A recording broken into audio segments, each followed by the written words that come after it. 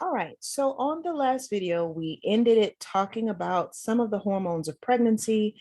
We went over how estrogens work, how progesterone works, what HCG does, what HCS does, and some of the other hormones created by the body.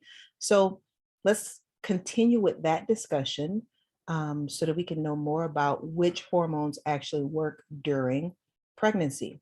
So the pituitary gland, remember when we're talking about the pituitary gland is called the master gland because it is the gland that sort of controls the function of other glands. It either, it produces several other hormones that will go in and either ramp up production in other hormones or turn it down. So this is the pituitary gland, and it is extremely important. When a woman is pregnant, her pituitary gland is actually going to grow about 50% larger than it was pre-pregnancy. The pituitary gland will produce more thyrotropin, which is the hormone that will stimulate the thyroid gland, prolactin, which is the hormone that stimulates milk production in the breast, and ACTH, that is produced by the adrenal glands. So the thyroid gland, it also becomes about 50% larger when she's pregnant. This is because of several different hormones, including HCG, pituitary thyrotropin, as well as HCG and the placenta itself, because the placenta is producing a lot of hormones and other things itself in order to sustain, maintain pregnancy, and help grow the baby. As the thyroid gland production increases, or as the size increases, the production increases, and as the production increases, it influences metabolism to increase for both mom and fetus. The parathyroid glands, remember, they are the little glands that are attached on the posterior side of the thyroid, and they control calcium in the blood by the function of parathormone or parathyroid hormone. When mom is pregnant, the parathyroid glands will also increase or get larger and increase production of some of its products, and that will increase osteoclast activity. And if you remember, blasts build, clasts tear down. What exactly those osteoclasts do, I'm not exactly sure, but you can know that they're doing something to remodel the bones. And it may be that the osteoclasts are breaking down bones so that mom has more calcium available to make herself and baby function. Apologize, it's windy outside if you hear the bells chiming. But parathyroid hormone, because it is responsible for maintaining calcium production, I'm guessing that the osteoclasts will also be working to liberate some calcium from the bones and put it in the bloodstream so that mom can have an adequate amount in her bloodstream.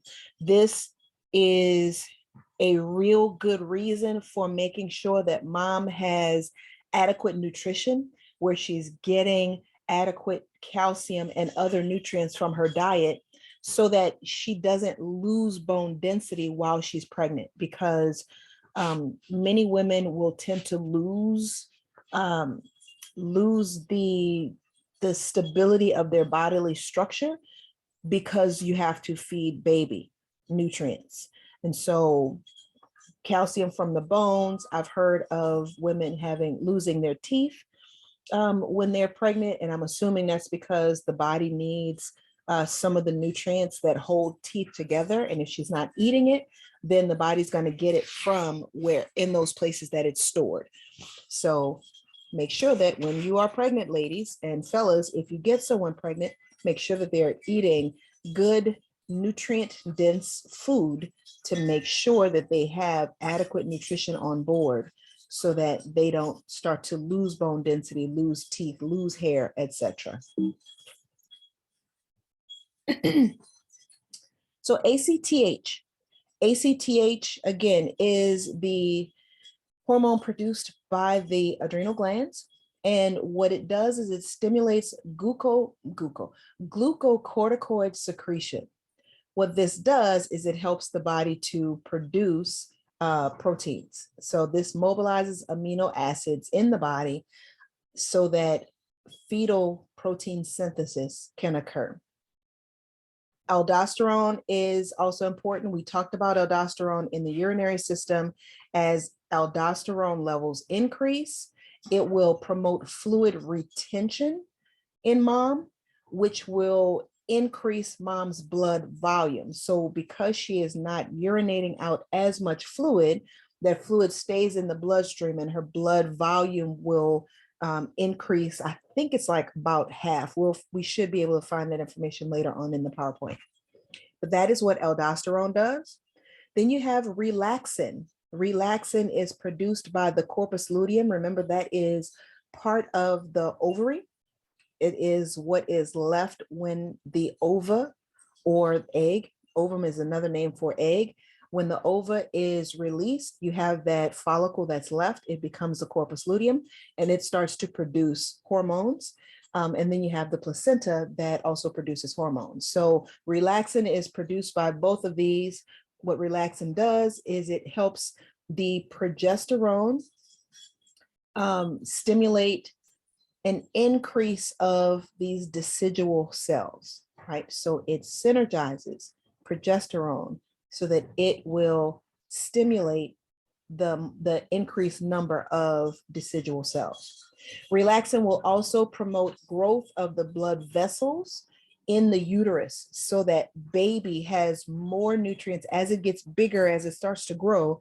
It has more nutrients, more oxygen available to it so that it can continue to grow. And you have more supplies that's going to take away baby's waste products from basically the cell metabolism. So other adjustments in pregnancy, if you hadn't noticed, pregnancy is a time of a whole lot of changes and adjustments and modifications going on in mom's body. While she is growing another human, she has to have the resources to actually build the human. And she, you know, her body just goes through a lot of changes in order to maintain the pregnancy and grow the human. So in her digestive tract, there are a couple few things that might go on. Morning sickness. Morning sickness, I'm sure you all have heard of this already. Morning sickness is when mom has nausea. It seems to occur mostly during the morning, which is why it's called morning sickness. But morning sickness can actually last throughout the day. It varies from person to person and even pregnancy to pregnancy. And this generally resolves after the first few months of pregnancy. Again, gestation means pregnancy. Make sure you're looking it up so that you can know for sure what the word means. But yeah, morning sickness should resolve within the first few months of pregnancy. By the second trimester, it should be gone. But of course, there are some moms who have morning sickness throughout the entirety of their pregnancy, and it is not fun. It is not comfortable. Just know. And they don't know what's causing the morning sickness. It's still a mystery. Constipation. Constipation and heartburn are really, really huge when you're talking about pregnancy. Part of it is because intestinal motility. So remember, you have peristalsis, you have the other types of movement of the digestive tract. All of that decreases as mom gets more and more pregnant. So that is one reason why there's constipation, because when you don't have those wave-like movements, it's not able to push the feces toward the rectum and out the body as efficiently as it was doing prior to that. Heartburn occurs also because of that decrease in motility. Normally, so basically what heartburn is you have your hydrochloric acid and enzymes in the stomach. You have that lower esophageal sphincter at the base of the esophagus, which is the top of the stomach, where the two connect. That sphincter will normally be closed until food is coming down the esophagus to go into the stomach. It'll open up to allow the food in and then close so that as it's churning the food, none of the food will go back up into the esophagus. Well, when you decrease motility, then you decrease movement in all of those areas. So it is a greater opportunity for mom's food to go back into the esophagus because the sphincter is not as tight and there's not as much peristalsis that's going to push things down from the esophagus into the stomach. Then there's also just pressure on the stomach. Like you literally have a human that's pushing up against your stomach. And if you push up against it, then the food's going to go in the direction or want to go in the direction that the pressure is, and that is up towards the esophagus. Mom's metabolism will shift. So the basal metabolic rate. The basal metabolic rate is how fast mom is metabolizing, or anybody, how fast you're metabolizing at rest. So your baseline metabolism is what the basal metabolic rate is. For moms who are pregnant, that increases about 15% while she's pregnant. This happens in the second half of her pregnancy. So this might cause her appetite to become stronger. And it will help her gain weight because her appetite is stronger. And basically her appetite is increasing because her body is doing more activity. And so the signal to be hungry is in response to needing more nutrients in order to support that increase in metabolism. And then nutrition. The placenta stores nutrients in early gestation and then releases them in late trimester. This basically means that the placenta knows that the baby is going to need more in that third trimester when all of the organs are just about formed and baby needs to just grow. So it stores those nutrients so that when that happens, there is a ready source of nutrients available on top of what mom is eating while she's pregnant. The demand for protein, iron, calcium, and phosphates are especially high. So this is why it's very important for mom to have adequate nutrition so that she can get these nutrients that she needs from outside sources, and she doesn't have to break down her own tissues in order to get those nutrients. Pregnant women will also need extra iron, especially late pregnancy, because her blood volume increased, her metabolism increased. So all of this is happening, toward the end of pregnancy. Blood volume is increasing, her metabolism is increasing, baby is growing exponentially later in pregnancy. So she needs that extra iron in order to maintain all of that that's going on without compromising her and making her anemic.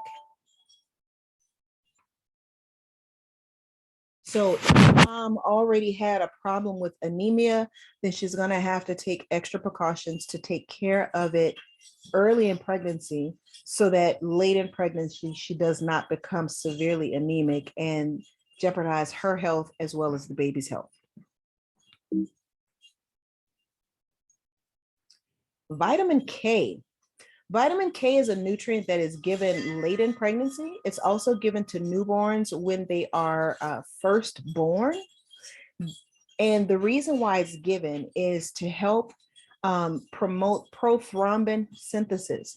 Prothrombin is, remember when it has pro in the beginning, that means that it is an inactive form.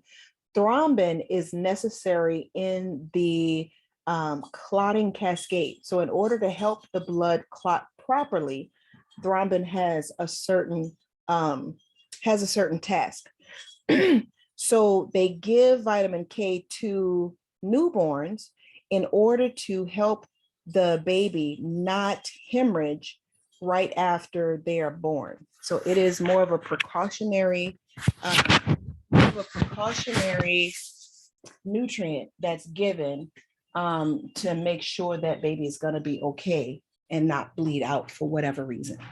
Vitamin D is needed to help make sure that that calcium that mom is eating and that mom is getting from her bones is going to meet the demand.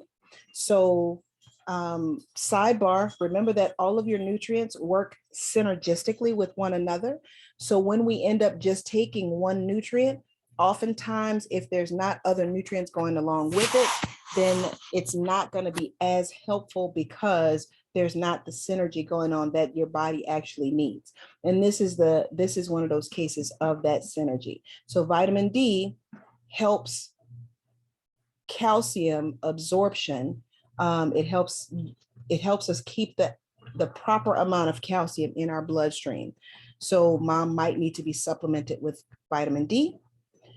And then folic acid is a nutrient that actually needs to be taken prior to pregnancy. So if you or the woman you're with is of childbearing age and you're having sex, especially if you're having sex without a condom, regardless of whether or not she's on birth control, it's good to have a vitamin supplement on board that contains folic acid so that in the chance she becomes pregnant, she already has it in her system and is getting it regularly. The reason is because folic acid is important in the formation of the nervous system of baby. So if baby does not have adequate folic acid, what can happen is the spinal cord does not completely get protected by the bones. So you have a condition called spina bifida that may occur. And I want you to look that up so that you can know what spina bifida is and what it looks like. There can also be anencephaly. So when you look at this word, you should be able to at least tell what it's talking about. So remember when a or an is in front of a word, it means not or no. Encephalo, well, cephalo is talking about the head. So anencephaly, basically technically the word means there's no head, but these are babies that are born with very small heads because their brains are very small. All right. So folic acid, important to have on board to make sure that the nervous system of baby develops adequately. So again, these supplements need to be started before pregnancy. And the reason why it needs to be started before pregnancy is because mom often doesn't know that she's pregnant until a few weeks down the line. And by that time, the nervous system has already started to be formed. So if there's not adequate folic acid on board prior to her getting pregnant, then by the time she finds out that she's pregnant, these conditions may already have been set in stone. So start taking good multivitamins. Guys, make sure that the lady that you're with is getting adequate nutrition. Not that you're trying to get her pregnant, but if she happens to get pregnant, then you have a better opportunity to have a healthy baby without spina bifida and without anencephaly. Circulatory system is another adjustment to pregnancy. By full term, by the time mom is about to deliver, the placenta requires 625 milliliters of blood per minute from the mom. So to put that in perspective, remember a 2-liter bottle is 2,000 milliliters. A 1-liter bottle, so if you have 1 liter of soda, cold drink, pop, whatever you call it, that is 1,000 milliliters. So a half liter is 500 milliliters. So just think every minute the placenta has almost a liter of blood flowing through it. All right, just to put that in perspective. Remember that mom's blood volume increased during her pregnancy. We talked about that already. It actually increases about 30%. So instead of having, say, if mom has 100 liters of blood, 100 milliliters of blood, this is just, numbers, just to make it easy for us to get an idea of what we're talking about. If she has 100 milliliters of blood, then by the time while she's pregnant, she's going to have 130 milliliters of blood, just so that she can have adequate blood for both herself and to continue to grow baby. So what actually happens is mom has about 1 to 2 liters of extra blood. So again, think about that 1 liter or 2 liter soda, cold drink, pop, soda, whatever you call it. Think about that bottle. She has about that much extra blood in her system. And about half of that liter is what flows through the placenta, or more than half that liter is what flows through the placenta every minute. Mom's cardiac output also increases. So make sure that you're looking back at what cardiac output means so that you can understand it. But her cardiac output increases 30 to 40% above what is normal. This happens by week 27. By week 27. Remember, she's pregnant approximately 40 weeks. So by after the second half of pregnancy, or during the second half of pregnancy, that's when her heart was going to start working harder to pump more blood throughout her system to feed herself and baby. Postpartum, I'm sorry, not postpartum. So after about the last 8 weeks or last 2 months of pregnancy, it starts to decrease and go back to normal. So at that point, I guess baby doesn't need as much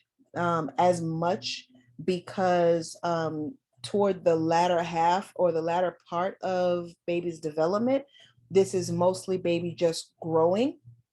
There's not as much activity in respect to organs being formed. There's still a few things that are still being formed, but mostly things are just growing. So she has that increase in blood volume or cardiac output, and then it starts to slowly decrease toward the very end of pregnancy.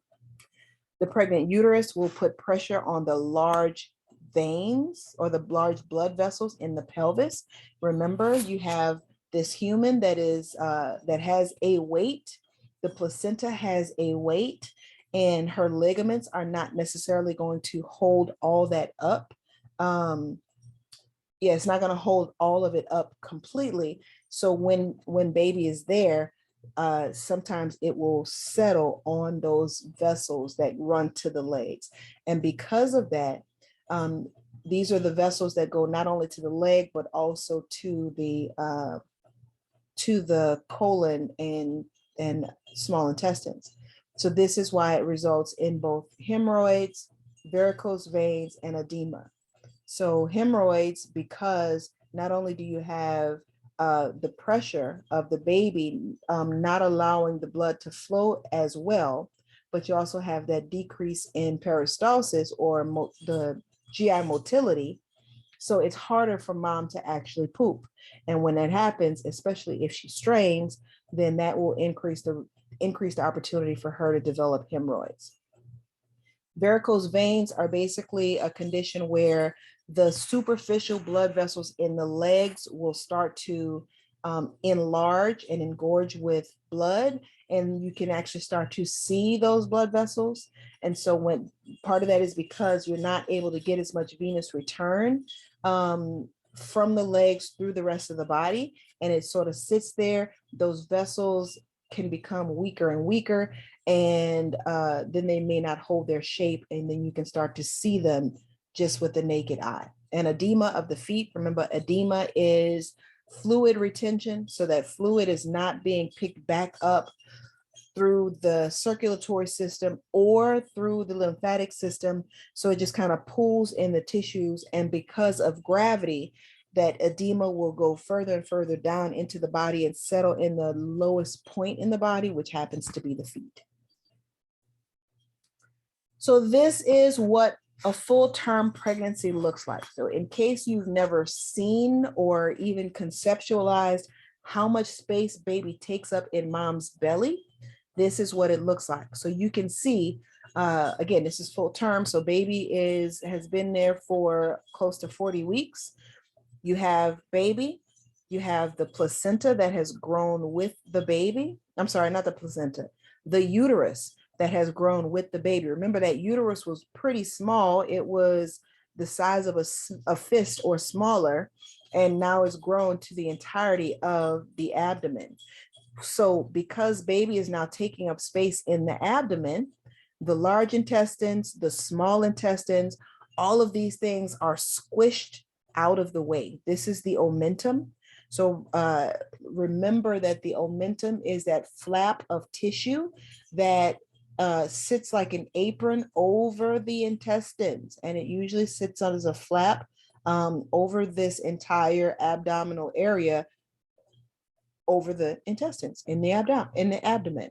But because baby is taking up that space now, all of this is squished up, which is why if this baby kicks, it kicks the stomach, right? Or if baby stretches, it kicks the stomach, and that upward movement will force the food back up. This is how she gets heartburn. Baby is sitting down here on the bladder, and you can imagine you have this size human sitting on the bladder. This is why mom has to pee all the time, because you have extra pressure on the bladder. All right. Liver is pushed up, like everything is pushed up, pushed to the side, pushed down to accommodate for baby, for growth of baby. And we will talk about childbirth starting with the next PowerPoint or the next video.